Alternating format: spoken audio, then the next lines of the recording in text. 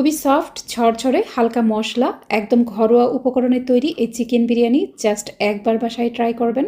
এই বিরিয়ানি রান্না করতে লাগবে না কোনো বিরিয়ানির মশলা, বাড়তি কোনো ঝামেলা ছাড়াই ঝটপট বানিয়ে নেওয়া যাবে। আমি গ্যারান্টি দিয়ে বলতে পারি এই চিকেন বিরিয়ানি যে কোনো বড় বড় রেস্টুরেন্টের স্বাদকেও হার মানাবে। বিরিয়ানি রান্না করার জন্য আমি প্রায় 1200 গ্রাম ওজনের একটা পাকিস্তানি সোনালী মুরগি নিয়েছি। এই মুরগিটাকে কেটে বেছে ধুয়ে নেওয়ার পর এখানে প্রায় 1 কেজির মতো মাংস আছে। আর চিকেন ধুয়ে নেওয়ার পর চিকেনের গায়ের পানিটা ভালোভাবে ঝরিয়ে নিতে হবে। এই চিকেনের গায়ে কোনো পানি থাকা যাবে না। আর একটা চিকেনকে আমি 8টি পিস করে কেটে নিয়েছি। প্রথমেই চলুন বিরিয়ানির জন্য চাল রেডি করে নিই। আমি এখানে কালিজিরা পোলাওয়ের চাল নিয়েছি। 1 কেজি চিকেনের জন্য নিয়েছি 800 গ্রাম পরিমাণ পোলাওয়ের চাল। মেজারমেন্ট কাপের 4 কাপ পরিমাণ পোলাওয়ের চাল নিয়েছি এখানে। চালের মাঝে পর্যাপ্ত পরিমাণ পানি দিয়ে তারপর হাত দিয়ে কচলে কচলে ভালোভাবে ধুয়ে নিতে হবে। অবশ্যই চালটাকে হাত দিয়ে ভালোভাবে কচলে নেবেন, তাতে চালের ভিতরে যে এরকম সাদা সাদা স্টার্চ থাকে সেগুলো বের হয়ে আসবে। যতক্ষণ পর্যন্ত পরিষ্কার স্বচ্ছ পানি বের না হবে ততক্ষণ চালটাকে এভাবে ধুয়ে নিতে হবে। চালগুলোকে ধুয়ে নেওয়ার সাথে সাথে একটা স্ট্রেইনার এরকম পানি ঝরাতে দিতে হবে। বিরিয়ানি রান্নার জন্য নিয়েছি কিছু আস্ত গরম মশলা। আমি এখানে নিয়েছি 6টা সবুজ এলাচ, 3 টুকরা দারচিনি, 3টা তেজপাতা, একটা জয়ত্রীর অর্ধেকটা অংশ হাত দিয়ে এভাবে ভেঙে ভেঙে ছোট করে নিতে হবে।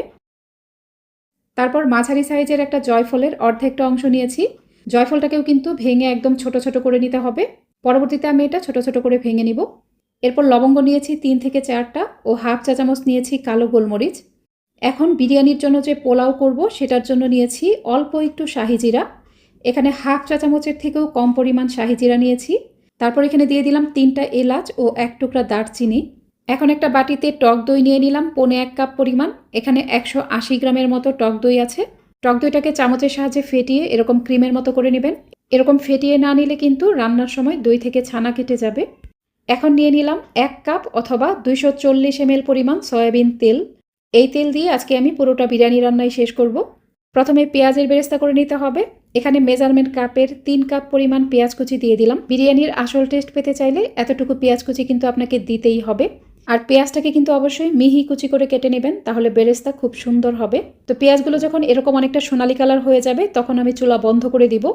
তো চুলা বন্ধ করে দেওয়ার পর এটা আরও কিছুক্ষণ নাড়বো। নাড়তে নাড়তে যখন দেখবেন এরকম অনেকটা বেরেস্তার মতো হয়ে গেছে তখন নামিয়ে ফেলবেন।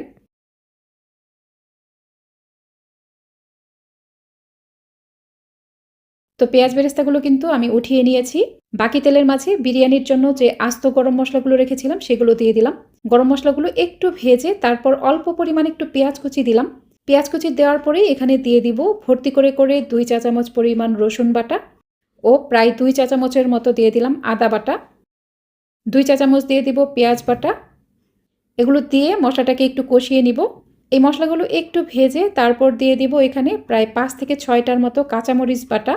তারপর একটা মাঝারি সাইজের পাকা টমেটো পেস্ট করে দিয়ে দিলাম। তো হাতের কাছে পাকা টমেটো না থাকলে আপনারা এখানে 2 টেবিল চামচ টমেটো সস দিয়ে দিবেন। মশলাগুলোকে একটু কষিয়ে তারপর এখানে আমি দিয়ে দিব গুঁড়া মশলা। এখানে অল্প পরিমাণ একটু মরিচের গুঁড়া দিলাম, হাফ চা চামচ জিরার গুঁড়া, হাফ চা চামচ ধনিয়ার গুঁড়া। তারপর স্বাদ মতো লবণ দিয়ে মশলাগুলোকে ভালোভাবে কষিয়ে নিতে হবে। মশলা একটু কষিয়ে নেওয়ার পরে যেই টক দইটাকে ফেটিয়ে রেখেছিলাম সেটুকু দিয়ে দিলাম। টক দই দেওয়ার পর মশলাটাকে আবারও ভালোভাবে কষিয়ে নেবেন। অল্প একটু পানি দিয়ে মশলাটাকে ভালোভাবে কষাতে হবে। এই মশলা যত ভালোভাবে কষাবেন আপনার বিরিয়ানির টেস্ট কিন্তু ততই ভালো হবে।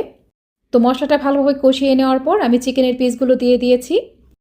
চিকেনের পিসগুলো দিয়ে সব কিছু নেড়ে চেড়ে মিশিয়ে প্যানটাকে ঢেকে রাখবো। এটা একটু পরপর নেড়ে দিতে হবে, যেহেতু টক দই ব্যবহার করেছি খুব সহজেই নিচে পোড়া লেগে যাবে। তো নেড়ে চেড়ে দেওয়ার পর প্যানটাকে আবারও ঢেকে দিলাম। তো আমি এখানে কিন্তু এক্সট্রা কোনো পানি ব্যবহার করব না। এই চিকেন থেকে যে পানি উঠে আসবে সেটা দিয়েই কিন্তু চিকেনটা পুরোপুরি কুক করে নিব। এ পর্যায়ে দেখুন চিকেনটা কিন্তু প্রায় সেদ্ধ হয়ে গেছে।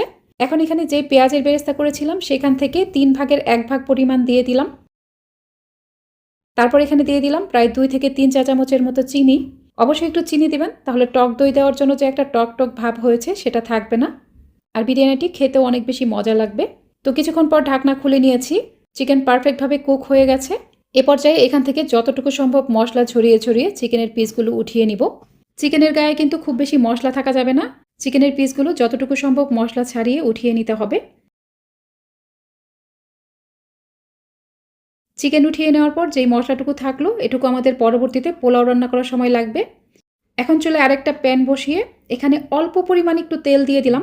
তেল খুবই কম দিবেন, কারণ চিকেনের গ্রেভির মাঝেও কিন্তু অনেকটা তেল আছে। তো তেল দেওয়ার পর আমি এখানে যে শাহি জিরা ও দারচিনি এলাচ রেখেছিলাম সেটুকু দিয়ে একটু ভেজে নিয়েছি।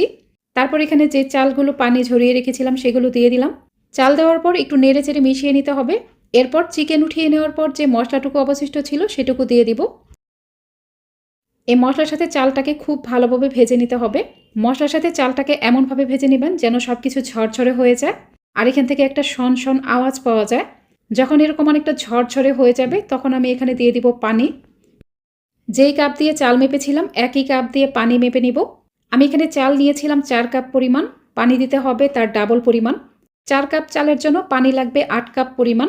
তো আমি এখানে 7 কাপ গরম পানি দিব আর 1 কাপ দিয়ে দিব লিকুইড দুধ। তো পানি ও দুধ মিলিয়ে এখানে মোট 8 কাপ হয়েছে। এখানে কিন্তু অবশ্যই ফুটন্ত গরম পানি দিতে হবে আর চাল যতটুকু নেবেন তার ডাবল পরিমাণ পানি দিবেন। দিয়ে সব কিছু নেড়েচেড়ে মিশিয়ে প্যানটাকে ঢেকে রাখবো। চুলার মিডিয়াম আঁচে ঢেকে রাখতে হবে। প্রায় 3 মিনিট পর পানিটা যখন কিছুটা নিচের দিকে চলে গেছে তখন ঢাকনা খুলে নিয়েছি। আমি কিন্তু এখানে এখনও কোনো লবণ অ্যাড করিনি। এ পর্যায়ে চেক করে কিছুটা লবণ অ্যাড করব। তারপর স্বাদ অনুযায়ী লবণ দিয়ে দিলাম। তারপর দিয়ে দিলাম কয়েকটি আস্ত কাঁচামরিচ। এখন সব কিছু ভালোভাবে নেড়েচেড়ে মিশিয়ে নিতে হবে। উপরে এরকম সমান সমান করে বিছিয়ে দেওয়ার পর আমি এখানে যে পেঁয়াজ বেরেস্তা করেছিলাম সেখান থেকে কিছুটা দিয়ে দিব। তারপর কয়েকটি আলু বোখারা দিলাম ও দিয়ে দিলাম কিছু কিশমিশ। এখন চুলার একদমই কম আঁচে প্যানটাকে আবারও প্রায় 3 মিনিটের মতো ঢেকে রাখবো। ঠিক 3 মিনিট পর ঢাকনা খুলে নিলাম। এ পর্যায়ে যে চিকেনের পিসগুলো উঠিয়ে রেখেছিলাম সেগুলো দিয়ে দিলাম। চিকেনের পিসগুলো দেওয়ার পর সবকিছু ভালোভাবে মিশিয়ে নিতে হবে। ভালোভাবে উল্টে পাল্টে দেওয়ার পর উপর দিকটা এভাবে একটু সমান করে দিব। এরপর অল্প একটু পেঁয়াজের বেরেস্তা অবশিষ্ট রেখে বাকিটুকু দিয়ে দিব। তার উপরে আমি 2 থেকে 3 চা চামচ চিনি দিয়ে দিলাম। তারপর লিকুইড দুধ দিয়ে দিলাম প্রায় 3 টেবিল চামচের মতো। ঘি দিয়ে দিলাম প্রায় 2 থেকে 3 চা চামচের মতো। আর অল্প একটু দিয়ে দিলাম কেওড়া জল। এগুলো দিয়ে চুলার একদম কম আঁচে প্যানটাকে ঢেকে রাখবো।